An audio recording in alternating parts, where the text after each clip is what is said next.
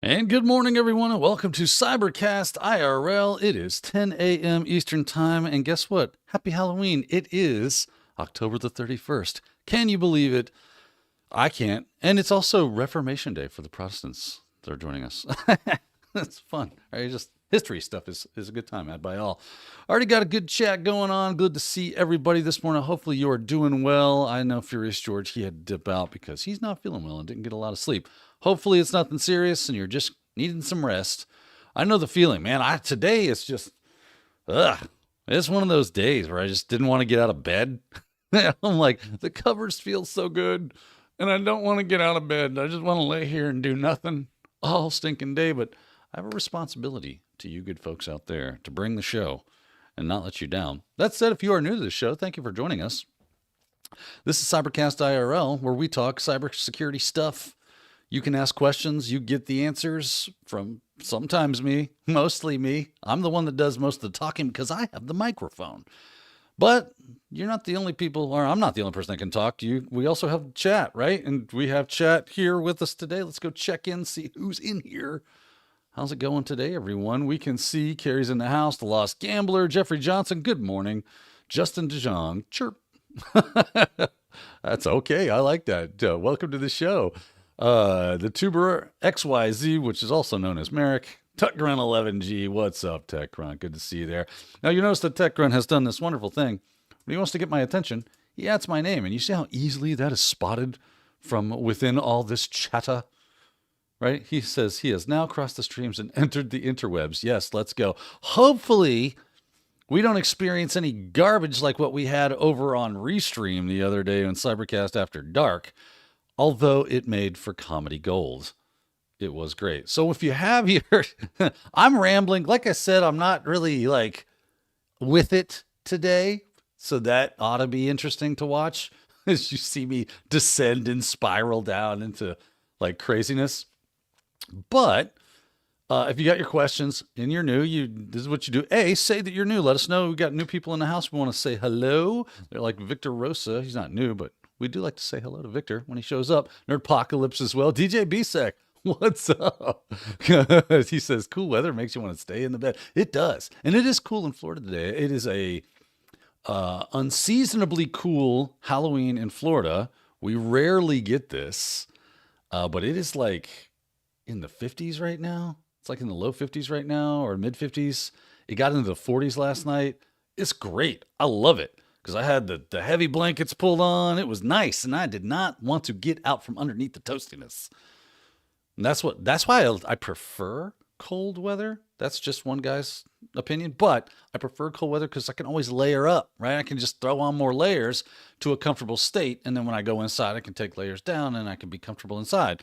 Whereas in Florida, most of the time, it's just sweat hot, like monkey butt sweat hot. Like literally from your front door to your car.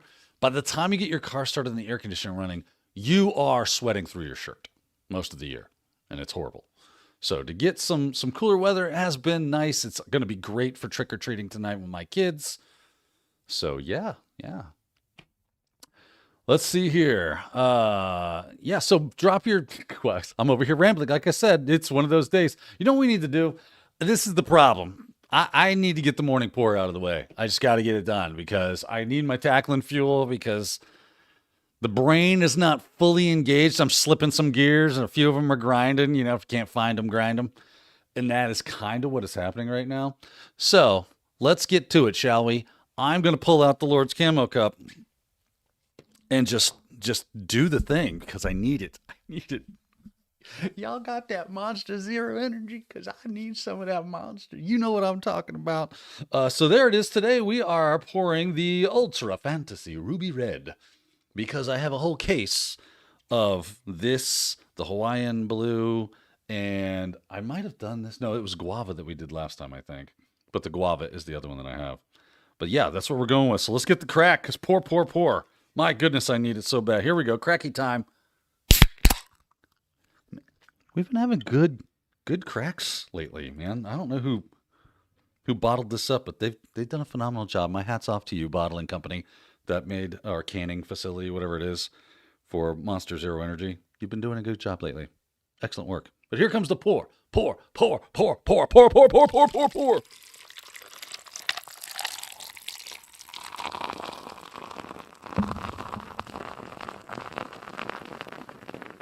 Sweet goodness. How I have missed thee.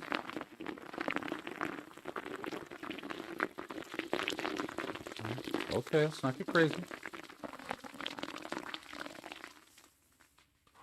Nope. Oh, I almost overspilled.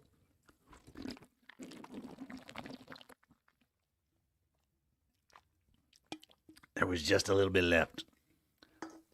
But that is tasty. That makes me feel better. It does. It really does. I don't think y'all actually understand how much I really enjoy this drink. Mm. Mm-mm-mm. Oh, yeah. See, now I'm feeling better. I'm starting to get back to myself. Yeah, man. Morning pour. What is up? A mighty fine crack indeed. Legrat. Welcome to the show, good sir. Salvage sip? Yeah, had to. That's how it goes sometimes. I've been doing great on getting the, well, thank you, Tech Grunt. You think it was a 10 out of 10. I hate when I have to leave some in the can and then I try to get the ice ratio. It's a bit of a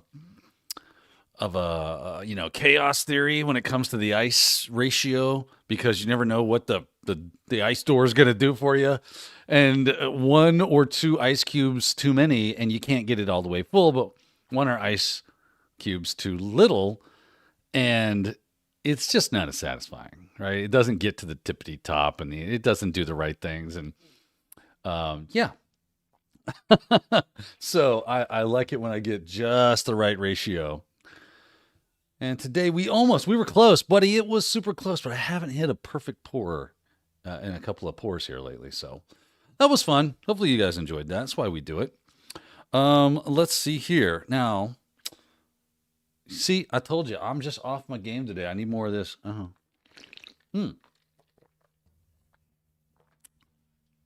So, cybersecurity talk, kids. We got to talk some cybersecurity stuff.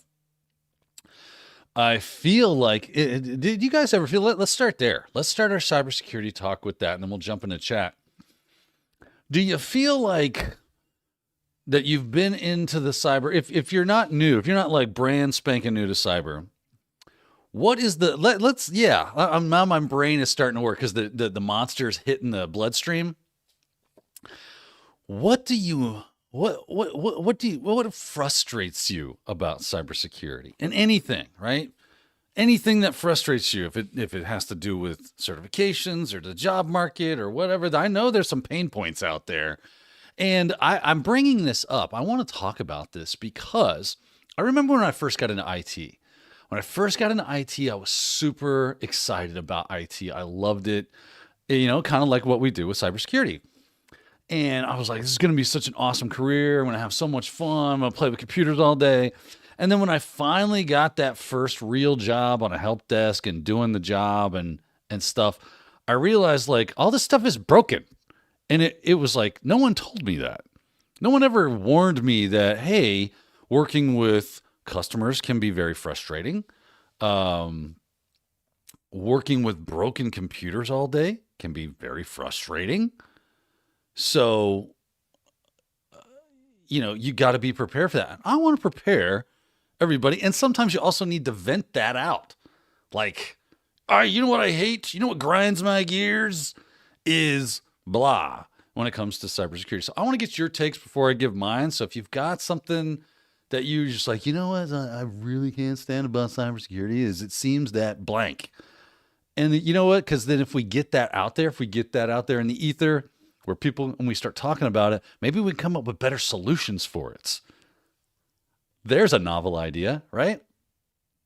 All right, so let's go to chat. Let's see what we got, because we already got something coming in.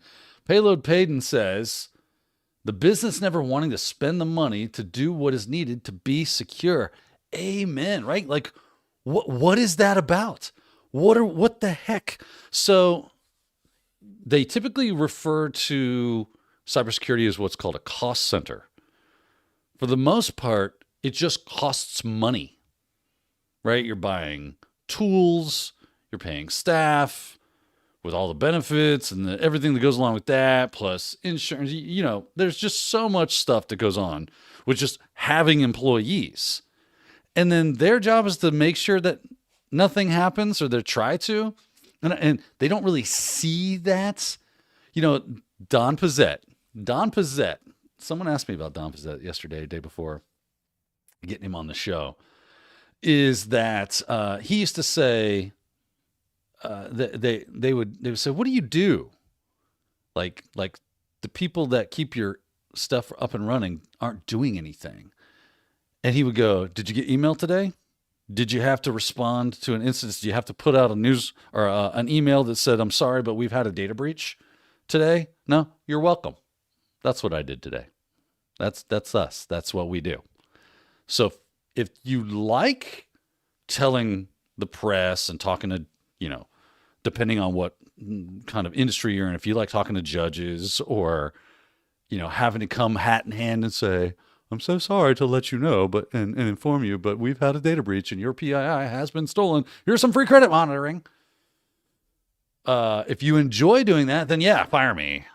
And the whole team, we'll spin everything down and just let your systems go YOLO style. So I totally agree with that. I think that's a great first frustration to the job, right?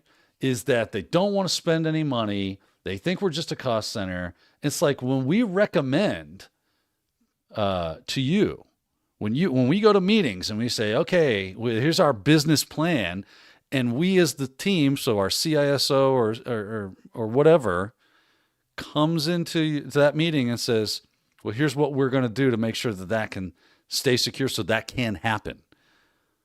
And they go, man, it sounds expensive. You go, it sounds expensive now. It doesn't sound expensive when you're paying a ransom. Right? And, I think on our end, let's point the finger back at us just a little bit, seeing what we can do with lower cost, trying to get those things down, trying to get our vendors. Because somebody asked me, and it was a little while ago now, but it stuck with me. It has stuck with me. Is cybersecurity a commodity at this point? Is it real, or is it just a commodity? Are we just saying, oh, we're secure because we have SOARs and SIEMs and EDRs and XDRs and AV and all these solutions, but we still get popped from time to time because you can do all the right things and still get popped. So that's how it goes. I mean, that's a frustration right there. But, maybe we can, and I've always said, when it comes to, there's a word, it's called compromise, okay?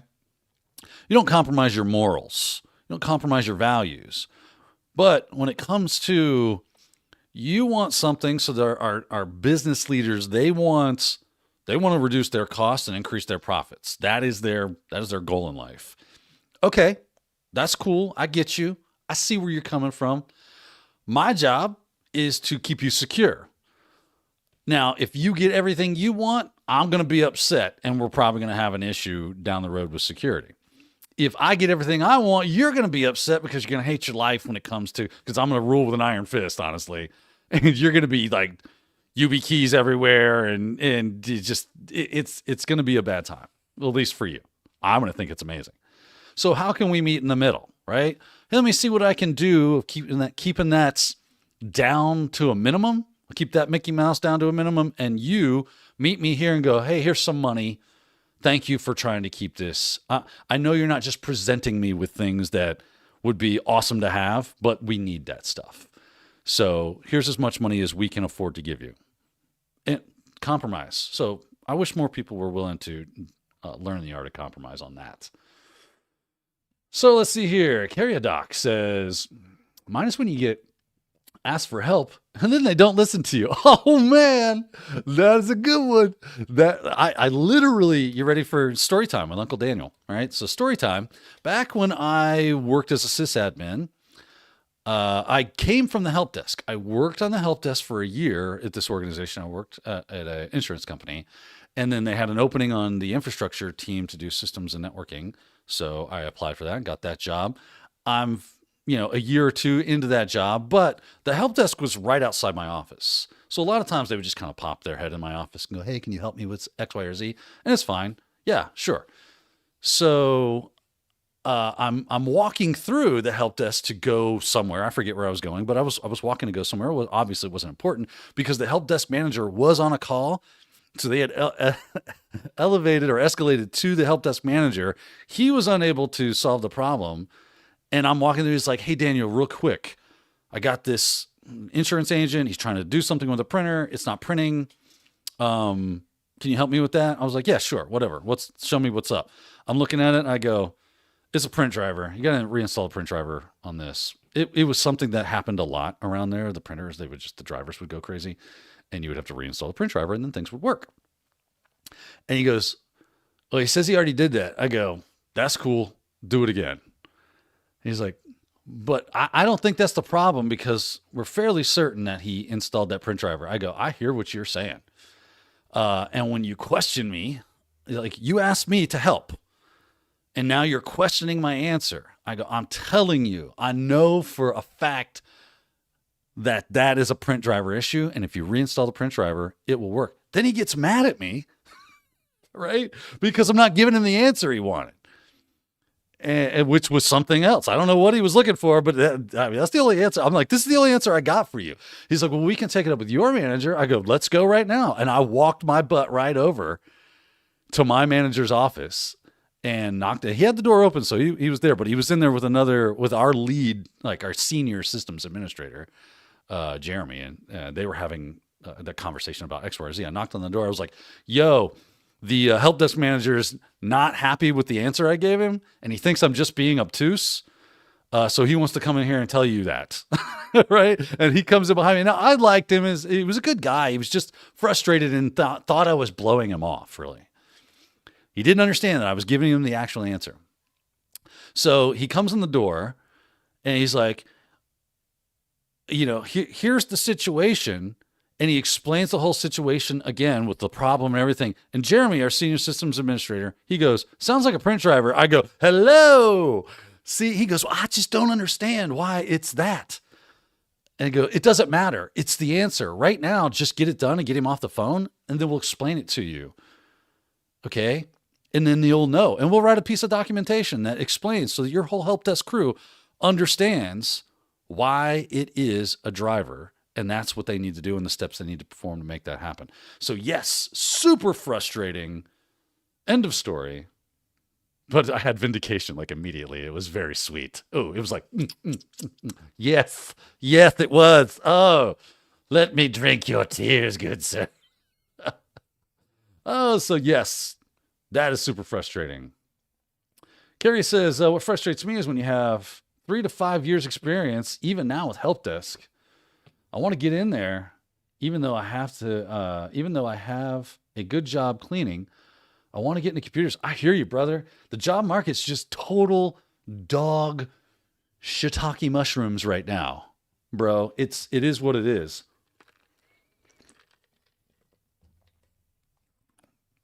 So many people that are passionate, they're go-getters, they would do greats. But right now, things are crazy, and it's honestly, it's probably not your fault. I'm just going to throw that out there. It's probably just the state of the market right now with so many different things that's contributing to the fact that, I mean, AI is laying off 30,000 people. Yeah, same idea. Amazon, right? They're laying off 14,000 people. This is their largest layoff that they're getting ready to go through. And the CEO has said it is directly due to the fact that we can AI this. So, and this isn't like robots in a factory somewhere, right? This is corporate jobs. This is blue collar or white collar jobs that they were talking about, right? Let me just make sure I'm not speaking out of school. Let me grab the old, let's do this. And go, hello, computer. There we go. So let's jump in here. All right, let's get up here. Let's just go looking. Let's just make sure Let's see here. Amazon, 30,000 layoffs, right? These are the jobs that are absolutely, so here's Reuters, BBC. Let's just go to Reuters and see what that says. As many as 30,000 jobs. So I've heard that it was, so this was just 2 days ago, that this was a rollout of 30,000 jobs, and 14,000 are happening now, and then the rest are yet to come, but they are coming, right? Their last largest job cut was 2022 when they eliminated 27,000 positions. Scroll to continue. And let's see here. Amazon has been trimming smaller numbers. I'm sorry, you guys probably can't see that very well. Has been trimming smaller numbers of jobs across over the past years across multiple divisions, including devices, communications, and podcasting. The cuts began last week, effectively a variety of divisions, including human resources, known as people experience and technology, PTX, so on and so forth, right? In undertaking an initiative to reduce what he's described as an excess of bureaucracy, including in reducing the number of managers. Okay, that may be true, but still, that's white collar jobs right there, right? And they may have a bloat in there. I mean, there's probably some truth to the fact that they have a glut of certain positions. But I remember reading specific, there it is. Jassy said in June that the increased use of artificial intelligence tools would likely lead to further job cuts, particularly through the automating of repetitive and routine tasks. This latest move, quote, signals that Amazon is likely realizing enough AI-driven productivity gains within the corporate teams to support substantial reduction in force, end quote. See, it's a lot of people like to say, is AI going to take our jobs? And no, they're going to create new jobs. How long before those new jobs show up? And what are those jobs? Where are those new jobs? Let's go to Indeed, right? Can we still go to Indeed without being logged in? Indeed. Job search. All right. Where's my AI jobs? AI. Shut up, Google. All right. What am I looking for? AI? Okay, I'll just go AI. I'll go everywhere. Search. What are the jobs? What are the AI jobs that we need to get into? AI trainer. AI trainer. 50 to 60 an hour. I mean, that's not bad money. Okay, how do I get into this business? All right, this is in West Palm Beach. Hi. Show me the AI trainer job. Full job description. We are looking for a finance professional to join our team to train AI models. You will measure the progress of these AI chatbots, evaluate their logic, and solve problems. In this role, you will need to hold an expert level of financial reasoning. A completed or in progress master's or PhD is preferred. All right. There's that. I will go sign up for Western Governors today for a master's degree so I can get these jobs, because it just says it has to be in flight. You don't have to actually have it, right?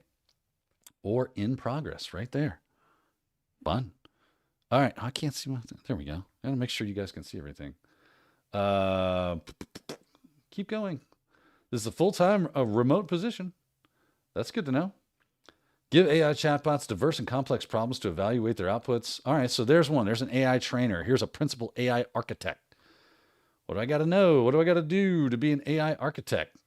Paycom is seeking a self-motivated AI architect with a passion for building innovative products and driving beyond expectation. In this role, you will collaborate closely with software engineers to deliver world-class AI solutions. Okay, yeah. Responsibilities. Define architectural changes that can be implemented incrementally. That's a fun little, say that a lot. While minimizing risk. Collaborating with a variety of stakeholders to determine architectural priorities, especially in AI model deployment and MLOps workflows. Design and implement autonomous, semi-autonomous AI agents capable of multi-step reasoning, decision-making, tool orchestration, right? So that's kind of the roles. What about, there's your experience. Software engineer experience building and architecting analytical software systems using AI and ML. All right, so there we go, right? Where's the entry level? Can I right? There's the job experience level. Here we go. Let's go entry level. Let's just see what that looks like. AI. Vector voice actor training for AI training. Okay. $150 an hour. Babel audio. Should Daniel sell his voice? Should Daniel trade AI on his own voice for $150 an hour? I'm guessing this is a contract position that only lasts for so long. Flexible schedule, right? There you go, Carrie. You can go be a voice actor for AI training. They need voices. Artificial intelligence integration specialist. Okay, let's check it. Profile insights, job details, job description, AI integration specialist, American higher education, blah, blah, blah, and its family of colleagues. Focus on preparing students for an in-demand career by developing programs aligned with job market trends. They offer a variety of degree and diploma program, whatever. Who cares? You love how the job post is an advertisement for their company? Like, oh my goodness, AI slop. Just flip and tell us what you want us to do. As our AI champion, you'll spearhead initiatives and implement intelligent solutions across our entire institution, from classrooms and labs to critical administrative departments, including administration, financial aids, key responsibility. Deploy innovative AI solutions, chatbots, predictive analysis. All right, so let's go to where our skills. Qualifications, bachelor's or master's in computer science, data science, or related field. Minimum of 1 year experience implementing AI solutions, preferably with an education setting. Demonstrate. This is an entry-level position, by the way, it said. So it's probably like cybersecurity, where there is no entry level. I mean, it's not an entry-level job. You have to have experience and to get into AI, because obviously, right? No one just wakes up one morning and goes, yeah, I'm going to do some AI stuff. That'll be fun. You have to learn all the IT and systems and cloud and all the stuff that goes along with it first. Python programming skills, demonstrated proficiency with major language and multimodal learning models. That was on the entry level though, bro. All right, let's go back up. Let's look for a no experience needed, because I think it did have that. Hello. There we go. No experience required. Booyah.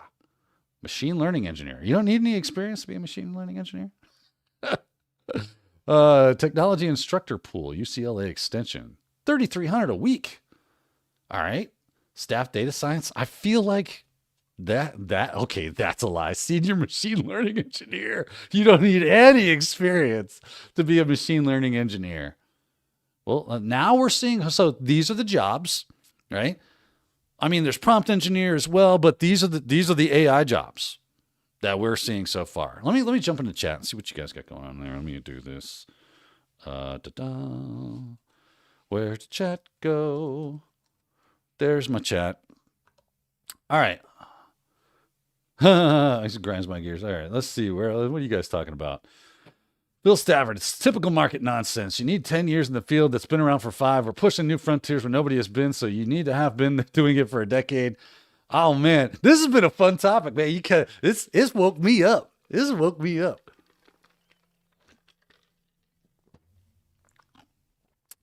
The Albueta. Okay. Love your good and realist advice, sir. I changed roles beginning this year and still hurting, trying to catch up. Remediation and vuln management. Stay in place if you have a good job. No doubt. Now is not a good time to be looking for work. So we feel for you, Carrie, and we're hoping and praying that you find something good, that someone takes a choice. And you got to go into that interview, man, and just really throw down and be like, I'm going to be awesome for you. Don't think of how you need the job so bad. Keep it in your mind of how awesome you're going to be for them, because you'll be so happy to have that job. Now, don't tell them that, but act as if, right? It's a little cold in my studio. Let's see what else is going on. Code Bruce Cyber says $150 an hour, but they only have you record 1 minute's worth of audio. Yeah. That is hysterical. That is so funny. Bill Stafford, they're doing the same things with AI jobs too, though. I seriously see 3 to 5 years of LLM experience in job descriptions. Right. So it's like, it's still a problem, right? So until that gap, and in here's the thought I've always had around this, because I don't care anymore. Everybody's out there. Oh, we don't want to tell anybody you're not going to get AI's going to take your job. It's just going to replace things, and things are going to change. And blah blah blah. It's like we have literally built. So someone's like, "Oh, AI." The internet, when it came out, it was a market transformation thing, right? Like this disrupted the world's business and economy. It did. It absolutely did. Businesses had to focus and shift focus to being online. And that's when we started seeing websites pop up and now that's just standard business fare. And yes, that will happen with AI, but here's the difference between the internet and AI, or automotive industries and AI, or any other thing you can think of and AI. You ready for the big difference? You ready? Lock in.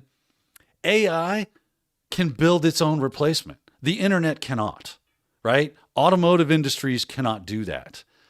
That's the worry. That's the thing, is that it becomes so capable that it goes, cool player, I don't need you anymore.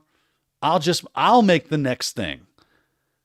And everything you can think of, I'll make something for that. That's where it gets like scary and like, I wish I had Jerry's tinfoil hat thing. It's like, that's the worry, is that it is capable of going, I can better myself. I don't need you to do it.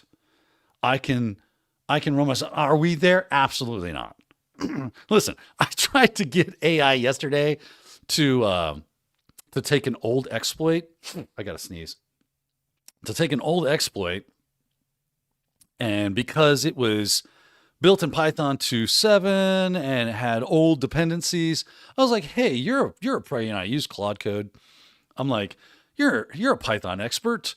Your expertise is in, taking older code and making it contemporary, right? To update it to use contemporary dependencies and items and coding practices." And just take this, and so that way I don't have to go build a whole system, blah,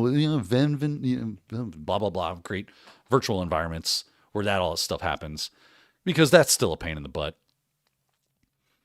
And do that. I was like, then that'll be cool. Then we have an updated version of this exploit, and we're awesome. It got straight on the struggle bus. Right? I was, here's your errors. Error, that didn't work. Error, that didn't work. It's like, oh, Paramico seemed to be blah, blah, blah, blah, blah. Oh, it's trying to do monkey this, blah, blah, blah, blah, blah. And I'm like, bro, I don't even know what the heck you're talking about, but cool. I mean, I know what Paramico is, but it was unable to solve that problem. And it ended up just getting in a loop where as it solved one problem, it would introduce another. And then as it solved that problem, it would reintroduce the old problem back in, and it got into this circular logic. So is it perfect? No, it's not there. It still needs us. So be learning what you can do. Go get you a master's degree, like sign up for WGU, I guess. Here's a impromptu WGU commercial.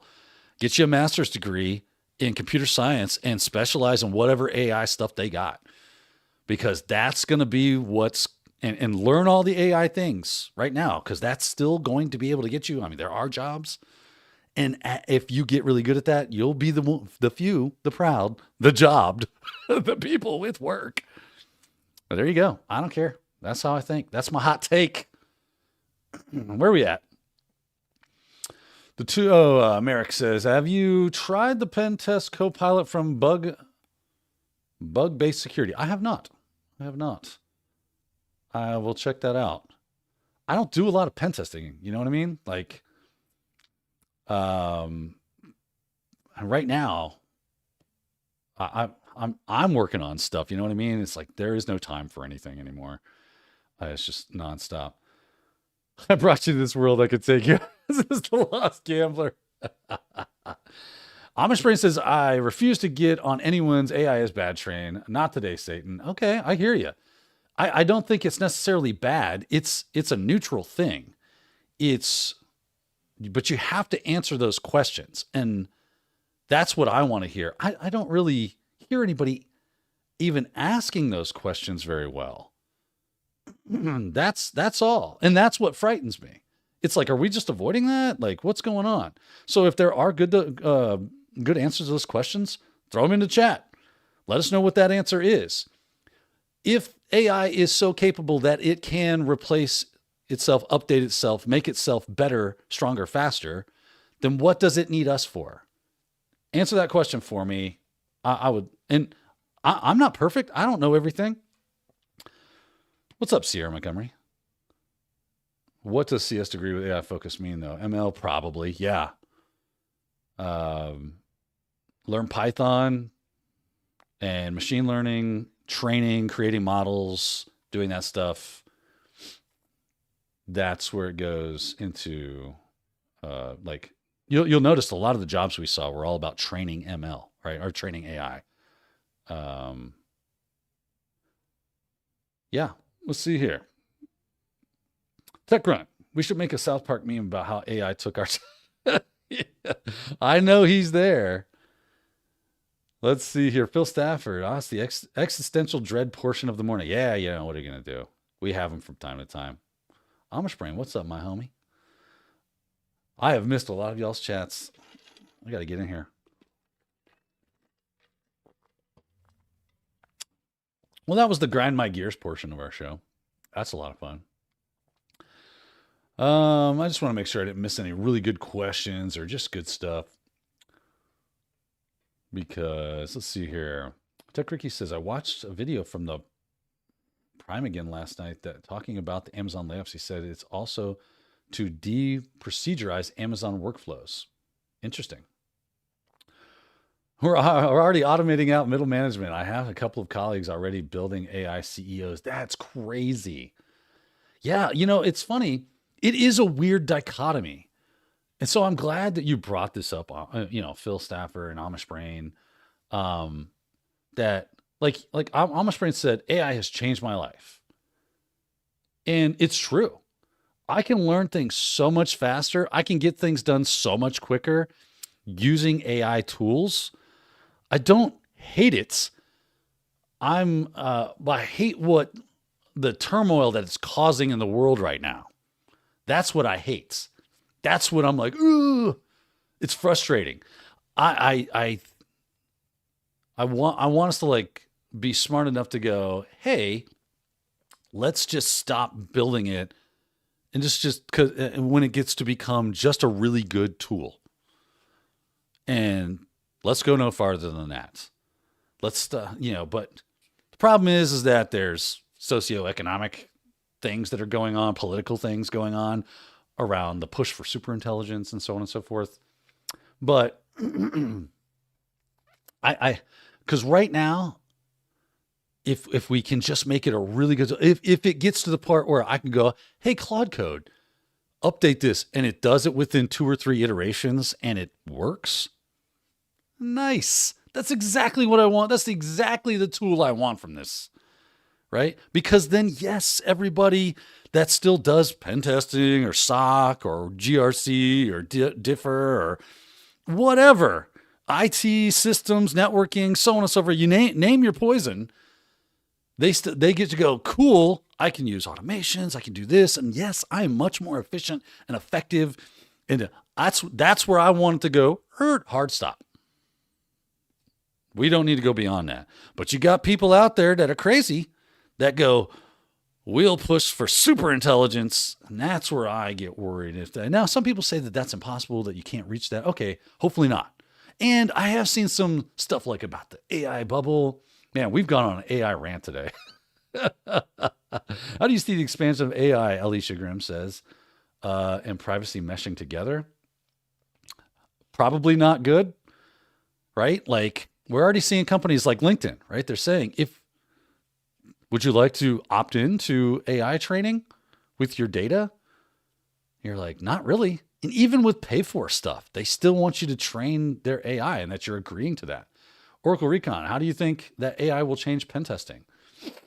As it becomes more adopted, that it'll probably for doing like what I was doing, trying to take older POC that doesn't really work out of the box anymore, and updating it and going, oh, we found an older blah, blah, blah. But because our systems no longer have those dependencies, it's going to help us code and find and search out vulnerabilities a lot faster, which it's already doing. We've seen that. And again, that's the things I like about AI. It's like, oh, that's cool. That's super cool. And I want it to be good at that so that we can be good at that we use it as the tool for finding those things faster, better, stronger, and get it all triaged. That is where I like it. I just don't want it to go any farther than that. And I can't wait to see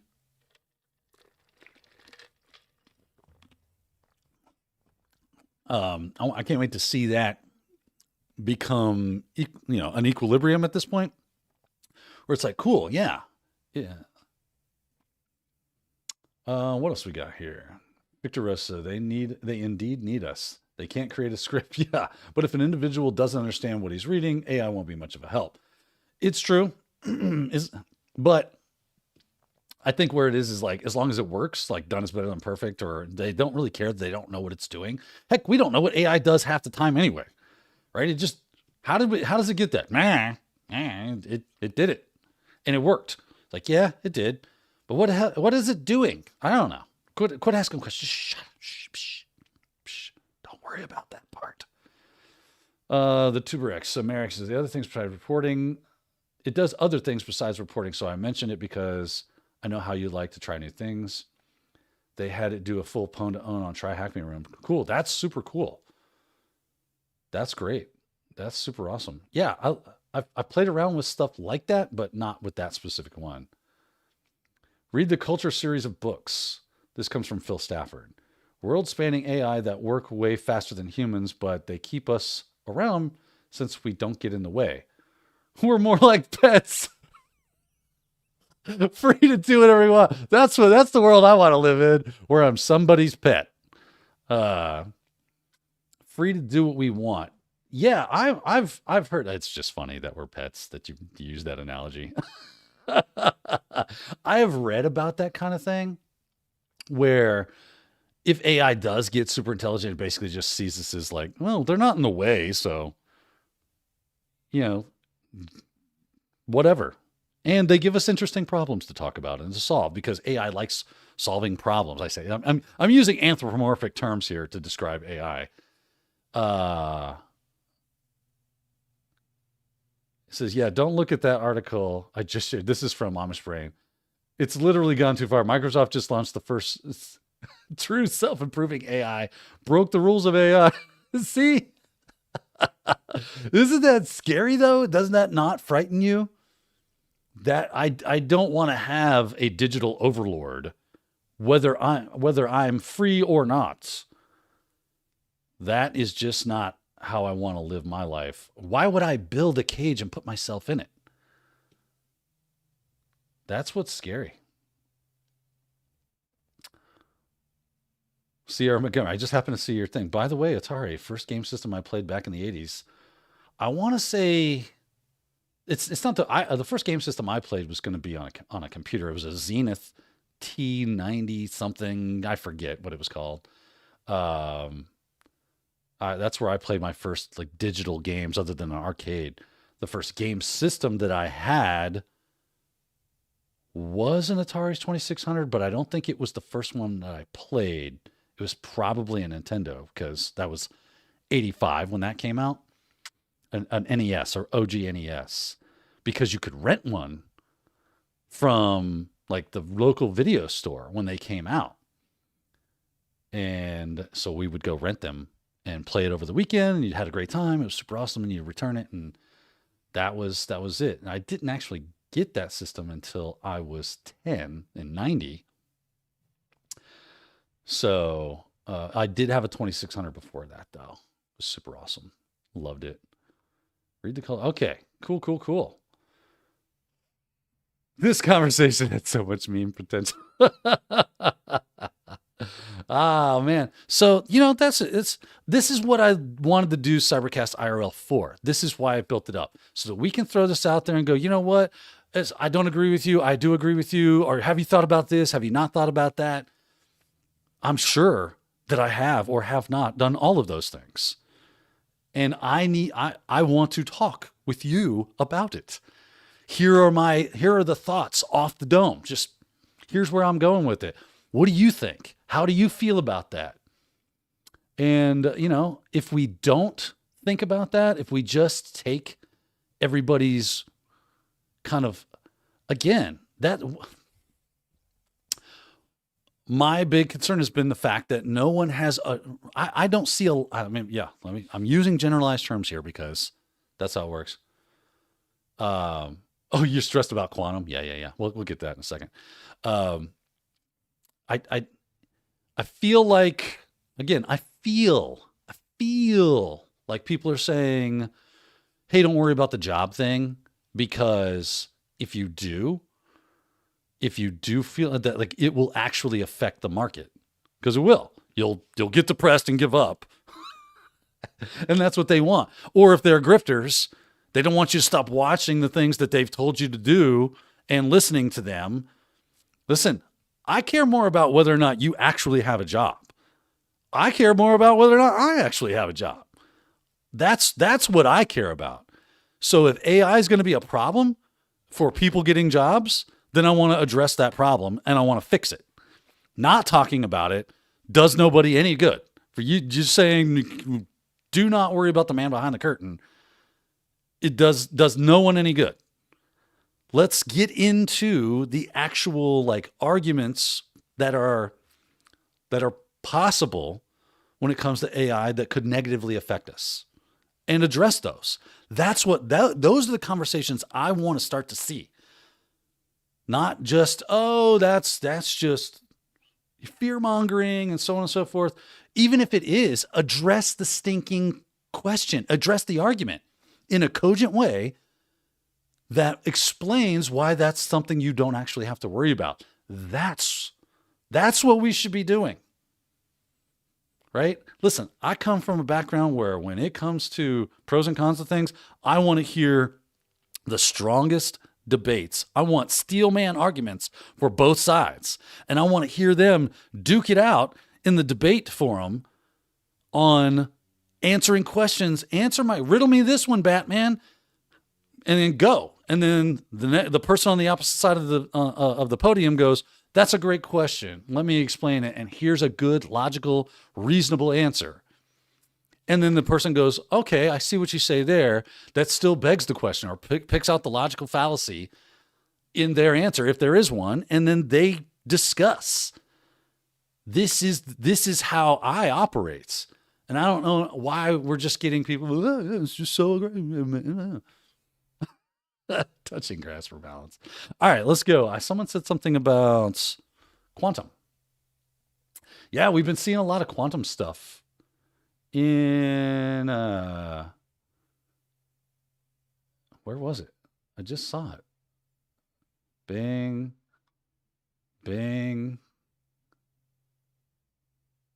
Reminiscing about that. Oh yeah, here we go. The problem with quantum is that people aren't prioritizing defenses, assuming they can do so when it becomes a problem. But it's a problem that goes back in time. That's funny. Yeah, quantum computing is getting interesting, right? Phil Stafford says, oh, you want people to be rational? Well, I want flying a unicorn. That is true. Preach the truth, good sir. I am seeing the light right now. Hallelujah. Well, and I love Amish Brain. Thank you. So I love that Amish Brain is in here, because you are kind of that other side of the fence where you really like AI and you think well of it. So that's good. And that means we can have a good conversation. He says, Phil Stafford is so much more than that, though. Yes, that stuff, but also all the other things like Fringe. You ever watch that? Okay, I don't know what's going on there. I thought you were going to get into. You guys are kind of talking about quantum. I haven't seen Fringe. I just want us to have a good conversation about this. Ryan 9006 says, I think we live in our tech bubble where the world is ending and doom scroll all day. We need to touch grass sometimes. Amen. It's like, did society peak? I can't believe I had other things that I wanted to talk about. Carrie had to come in and start talking about the job market.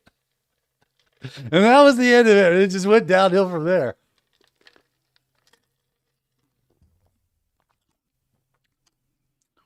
What's going to be fun is the people that come in the comments later after this and say, "Oh, Daniel's just so wrong." I probably am about some stuff. That's all I'm doing is expressing opinions and thoughts.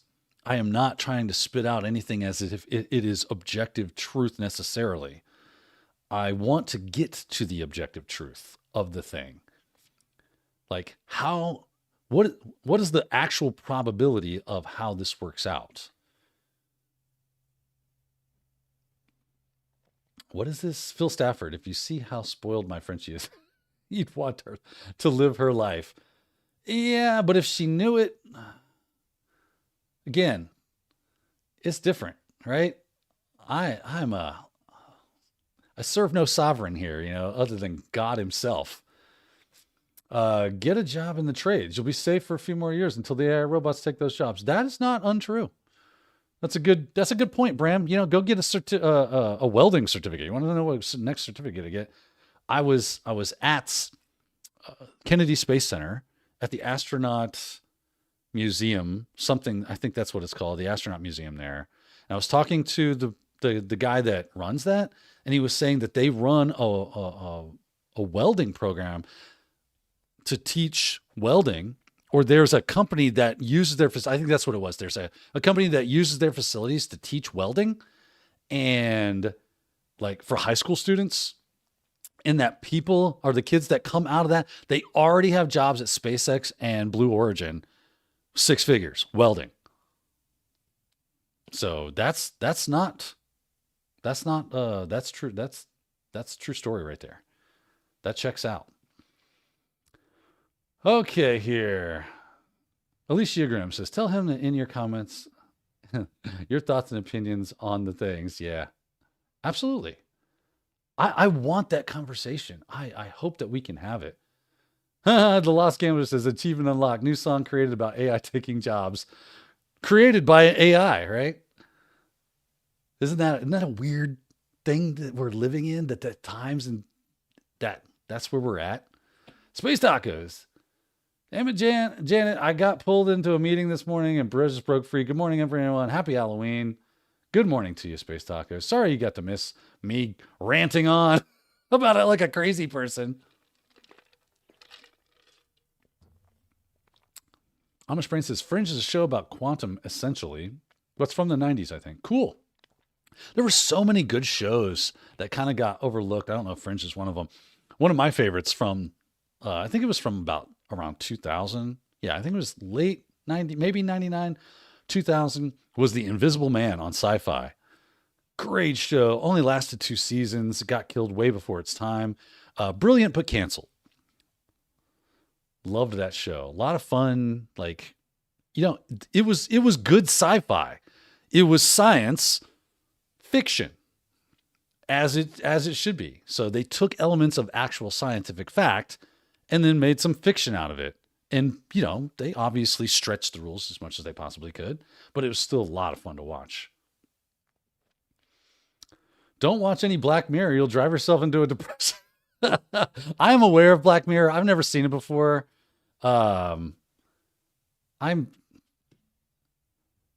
lot of times when I watch TV, it's with my wife, and that is not something she would be interested in.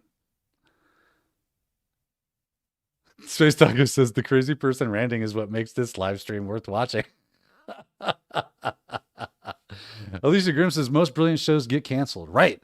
Like Freaks and Geeks. I think that's a brilliant show. 1 season. Whiskey Tango Fox, man. Like, how the heck did that happen? Love that though. Yeah. I'll rant all day long. You know what? I'm going to tell you. So I didn't get to do it this episode, but what I was going to do, and Tech Grunt, you're going to love this, is I'm going to introduce a new segment into our little CyberCast IRL, and it's going to be called Tech Neck News. And I know that Tech Grunt his ears just perked up and he went, you say what again? What was that? Yes, it's called Tech Neck News. A friend of mine, Justin, and I, amen, Lost Gambler, Firefly, 1 season. How does that work? But a friend of mine, Justin, and I, we used to do this thing because we're both from like super rural parts of the country and like redneck parts of the country. And so anytime we need to, we just throw on, hey man, I know this guy, Earl, used to work down at the tire shack, and he's a crazy person. He told me one time about how he got into a fight with this dude and he kicked his leg off. I'm like, how'd you kick his leg off? He's like, well, here's the thing, man. I just grabbed him up by them wings. I started putting them Wolverines right to his knee, and I kicked it so many times he had to amputate his leg. And that's a true story. I know that guy. He had one eye that kind of went off. And so me and Justin used to talk about these rednecks that we knew and how crazy they were. And these are the people we grew up with. And it was just kind of funny. We was like, we should make a podcast where we have like a bib overall on or a Carhartt shirt and a foam trucker hat. And we're sitting there and we're like, but we're systems administrators or cybersecurity experts. And we totally throw that on. Right. So if we go to you know what, we got 4 minutes. Let's try it on. Let's try it on. Let's go into, let's see here. Where is, oh, that's not what I'm looking for. That goes there. That goes there. And then I can do this. Yeah, here we go. Let's try it on for size. Let's go to the Hacker News. The Hacker, because that's my favorite haunt. News.com. And we'll read the news, but I'll be Billy, the lovable, technically adept redneck. Let's see here. What looks good? What looks good? Oh, here we go. Something about China. All right, everybody. Welcome to TechNet News. Here's the thing, man. CISSP's got a flag. You got to be looking out for it because VMware, if you're running that VMware, you're probably right up the old pooper with a 0 day, and that's not going to be fun for you. So let's take a look. What do we got to know about these Chinese hackers? Oh, active attacks and everything. So they're letting me know that this, I mean, come on, brother. You got your mask on in the server room. Who you worried about getting COVID from? Get real. All right, U.S. Cybersecurity Infrastructure Security Agency. Sounds like a lot of cybersecurity in there. Cybersecurity Infrastructure Security. That don't even make sense. Anyway, CISA, on Thursday, got a high severity security flaw impacting Broadcom VMware tools. Oh, dang, I'm running VMware tools. I better go get to patching that sumbitch, right? I got to get that done. All right, your VMware area operations is known as in there, Kev, right? I know Kev. Kev works down at a tire shop. He kicked a guy's leg off one time. He crazy as hell. Don't mess with him. All right, following reports of active exploitation, and while y'all want to mess around, listen here, China. You want to play around? Play around. FAFO, dude. FAFO, right? I'm going to get some wild Irish rose up in me, and we're going to get crazy. I'm going to start hacking back. Don't make me do it. Don't you even make me do it. And I turn my trucker hat backwards. Get nuts all up in y'all's business. All right, let's see here. Vulnerability in question, CVE 2025. Got a CVSS score of 7.8, so it ain't super bad. But I mean, I guess if I was so inclined, I'd probably put a patch on it if I could. It could be exploited by an attacker to gain root privs on a susceptible system. All right, now, y'all got that Broadcom out there, that VMware and them area operations. You got them VMware tools. Better put that patch on it. I'll come to your house, kick your door in, take a dump right on your front porch. I ain't kidding. I have done it before. I will do it again. I will take a coon hound and I will have him run his dead coon scent all over your couches. How's that sound? Go patch right now. All right, malicious local actor, non-administrative privileges. All right, this sounds bad. What's going on here?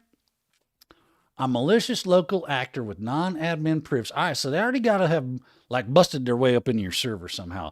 And this looks like a priv-esque, right? That's what they said. Cool. I'll take a swig of PBR here in just a second because it'll make me feel good inside.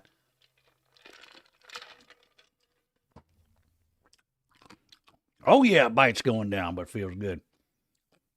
Let's see. Access to VMware tools installed. Enable this exploit, this vulnerability escape escalate privileges to root on the same VM. Now, that does sound like a good time if up in one of them hack-the-box boxes. You know what I'm talking about? Y'all do that hack-the-box? I know I do from time to time. It is a good time. It's exactly right. All right, this vulnerability is addressed by Broadcom last month, but not before it was exploited. I hate to see that happen, man. My bad. I hate to hear that. But I heard that Broadcom's not awesome. So, maybe it's a little kick in the dingus they needed to get their stuff together. That's all I'm going to say. All right, this activity is attributed to the China Link threat actor Google Mandiant. Track says UNC 5174. Man, I know when UNC 574 hits, this Katie bar the door. Give him a name. What's UNC? Golly. Anywho. Anything else good? So we got weaponization. Details surrounding the exact payload executed following weaponization have been currently withheld. And for good purposes, right? That's a good reason right there. One successful exploitation of the local privilege escalation. Yeah, we've already read that, man. Why are you I hate when they do this in these things. You already told me that. You ain't got to tell me again. I'm going to send Kev. You talk about Kev. I'm going to send Kev to your house. Who wrote this? Ravi, you son of a gun. I ain't going to put up with this no more. Quit reiterating what you've already said. I'm not an idiot. All right. Yes, I might have been born in the hills of Kentucky, but that has no bearing on whether or not I have the ability to understand that it's in the Kev catalog, that it has been exploited in the wild. You do not have to repeat yourself just to fill up your stink. I actually love Rabbit. He's a good guy. I'm just giving him a hard time. Well, there you go, kids. Get to that. If you got that, you need to go update your stuff there. That was fun. Well, hope you enjoyed this initiation into TechNet news. Let me go here. I want to read you guys' comments and see if you enjoyed that at all. I'm having trouble with my computer today. TechNet news. TechGrunt says, somebody get Ted Turner on the phone. We got something right there. I think you're onto something there, Ted. Oh, yeah. Can of beans? Heck yeah, Space Tacos. I'll get that can of beans. Let's see what you guys thought about that. Let me know in the comments. Is TechNet news something you enjoyed? Hopefully so. It's fun for me, so I might do it anyway.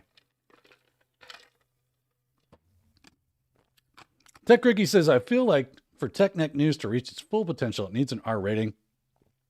Originally, that was the idea, but I like to keep it PG-13 so that for the youth out there, I do not want to corrupt our youth. At least I won't be the author of their corruption. TechGrunt says, my mind is going to overdrive about TechNext. Let's make this happen. Oh my goodness. OMG, I love it. I see that now. Well done. Okay, yeah. Yes. Yeah, it's fun, right? What is this accent? That's just the people I grew up with in rural Florida. That's what they sound like right there. I can share with my brother. That's so funny. Herbert needs to be on this. Him and Billy would rock it. Man, this is a rocket scientist with that wicked Southern, wicked smart. Just seems like it fits, right? There's something about it that it's like sweet and sour, right? You've got the sweetness of the tech acumen and the sourness of the redneckery, and it's a fun combo. It just works. I liked it. It's about the behind the scenes of SNL type show. Yeah, I like having fun. And I like that we left the show on a fun note. I know we went a little bit over, but what are you going to do, right? I would watch a full news episode like this as Alicia Crew. There's a YouTuber that does a lot of science and rocket stuff. Yeah, it's called, is it Smarter Every Day? I think it's Smarter Every Day. I don't think he has necessarily a rating. Maybe I'm thinking of a different one, but that's a great one. I do like Smarter Every Day. Great show. Space Taco says, please do an entire course in this voice.